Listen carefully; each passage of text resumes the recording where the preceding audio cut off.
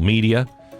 He was out at the COP30 climate summit, week before last. I just never got a chance to go out to him, and I just wanted to hear the recap of what actually happened at the climate summit, because we didn't go, which I'm thrilled about.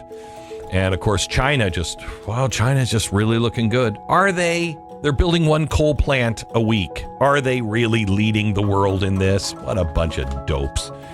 But he was there. And as we look at things, are we getting better or worse or about the same, Alex? What's actually happening with the climate change stuff?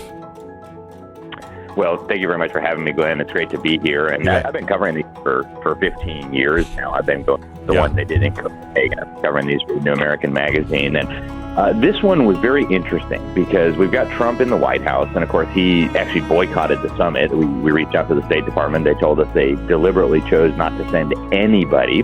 So there was no U.S. delegation for the first time in 30 years of these. And that made for very interesting situation. Yeah, and a lot of Americans thought that was great, hooray, and a lot of the climate skeptics also thought so. But some of the globalists at the UN conference also said, hey, this is a great opportunity because the United States is still involved in the UN Framework Convention on Climate Change, but they're not here to obstruct passage of an ambitious deal.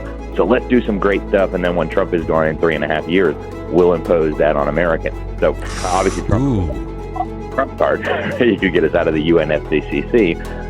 But as of now, they passed a pretty interesting agreement, Glenn. It included mention of a carbon budget. They claim that 4/5 of the CO2 that humans can be allowed to emit has already been emitted.